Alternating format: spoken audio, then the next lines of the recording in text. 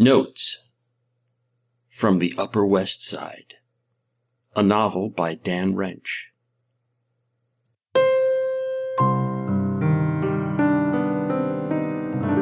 Chapter 19, I Flirt with Cammy. When I got done with my close-up, the film tards immediately started setting up the next one without even a 5-minute break. That was pretty cool, because no break meant they wouldn't be bugging me and Cammy with chit-chat. So I jammed up to where Cammy was sitting on the risers. I practically ran. I would have run too, but I didn't want to lose that cool Noel Coward-tude just yet. So in my mind, I still had the cocktail glass in one hand and that cigarette in the other. But as soon as I got up to her, for some reason I forgot all about Noel. I gig-cackled. She furrowed her brow at me, so I cleared my throat and lowered my voice. Rather a lot of fuss, no? She giggled. Whew. Would you mind frightfully if I took a seat? I asked. Now, it's a tiny space, so up on the risers we were kind of in earshot of even Lenny and main cunt on the stage. I mean, unless we wanted to whisper really low, which is no way to continue breaking ice that got started breaking by a chick framing her cunt at me. There was no way we could have a private conversation in that theater. And what made my mind up for me was the fact that I could see Bangalore Springfield looking around for somebody to chat up. I figured it would be a matter of seconds before he horned in, so I said, you know what? They're not going to need me for a while. I'm going to go grab a smoke. Want to get a coffee or something? I mean, it's what, half an hour till we're done for the day anyway? She said okay, and we jammed out of there before Bang or anyone else could interrupt. Yeah, she jammed out after me.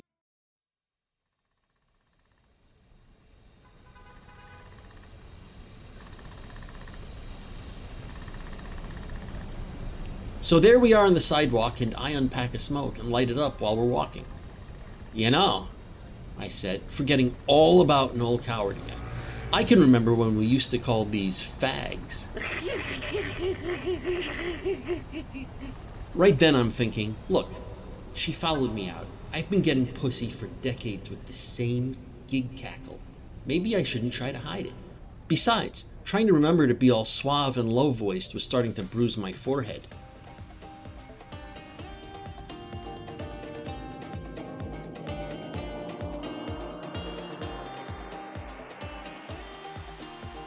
Where are we going?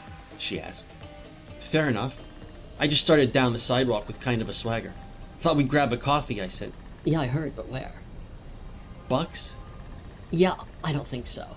It's 3 blocks away. I gotta get back for Belinda before she wonders where I went. Belinda? She's the photog? Yup. Okay, this Belinda chick she was talking about was the still photographer. If you've been out to Little Round Jewish Hat, thevideo.com, you've seen her work. It's all that behind-the-scenes crap. Pretty much all I knew about her back then, though, was that she had an ass like my Kansas City babes. Nice and big. A big, firm, thong-devouring cock cushion under a thin waist. She was wearing the same style low-rise jeans as Cammy, bell-bottoms, except Cammy's were button-fly. I've always favored buttons on the cunt game.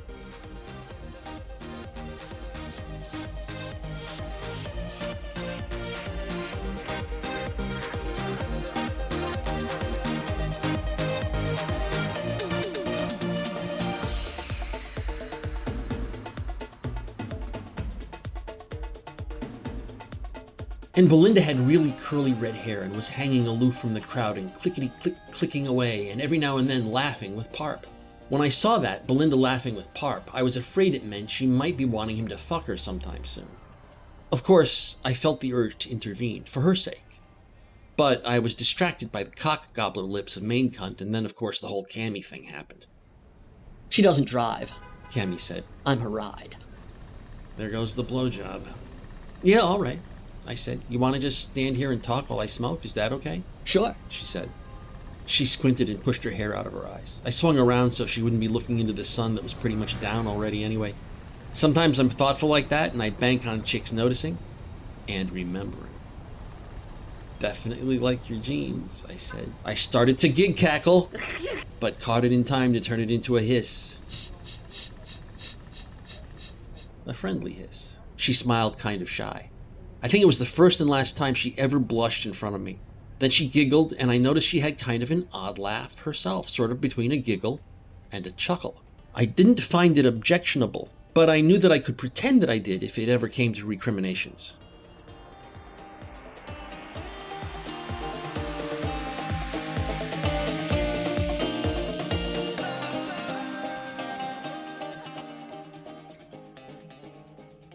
So, you're Parp's friend? She asked. Yeah, so is it just my imagination, or did you frame your cunt at me? She chuckled. I framed it, she said. You want to lick it? Now we were back on track. Well, it kind of crossed my mind with some other stuff. Other stuff? You're gonna teach me some stuff, Daddy? That was weird. I may have gulped. Does that bother you? She asked. You want me to pretend you're 30? Nah, I said I'm pretty good in my own skin. How are you gonna be in my skin? She said. That's what's important. I gig-cackled. She furrowed her brow again. That's such a weird thing you do, that laugh, she said. It's like you want to be taken seriously, but then the laugh says you're just kidding, or it's all lighthearted or something. So the gig-cackle was definitely out. It's just a laugh, I said. It's nothing psychological or anything. It's just the way I laugh. No, it's fine. It's just... It sounds like what a little boy does when he wants to be taken seriously and not seriously at the same time. Like he wants something, but he doesn't want to get blamed if it turns out that what he wants is bad. You know, hey, Soze, wanna go out in the woods so I can fuck you in your butt? Hee. Only joking, Soze. Or, hey, Auntie Karen, you wanna lick my cock shaft? Hee. Kidding, Auntie Karen.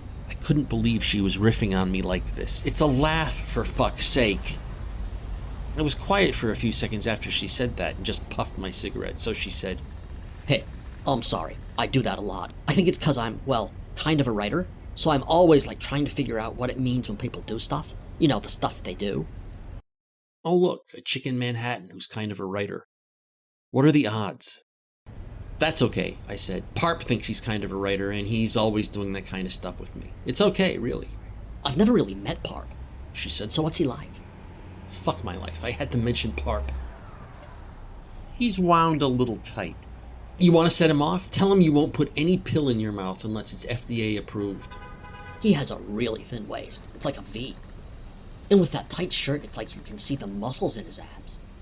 That isn't muscle, it's loose skin. But gay men are into him. She laughed. I'll bet. So is he bi? He says he's straight, I said, but who knows? I can definitely see Parp with dick in his face.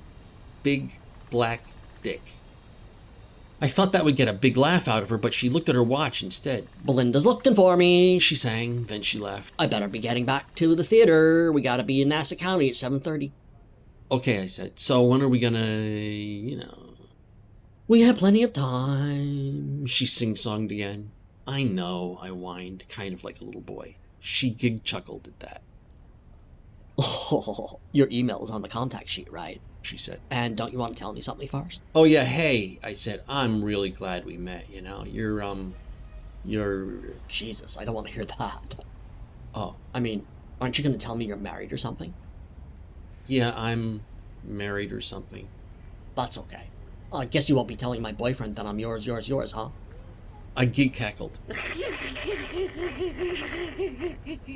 And you better fix that laugh. Okay, I said. Marriage in, laugh out. Yeah, married men give the best rim jobs. See you tomorrow. And she turned and dashed away to the theater. I kind of gulped and watched that perfectly round ass as it went. I mean, for me, actual rim jobs are definitely out, but hearing her say those words gave me a cock that could punch out sissies.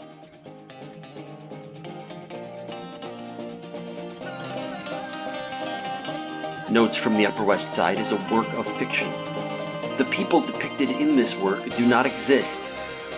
Notes from the Upper West Side. Copyright 2013 to 2015 by Dan Wrench.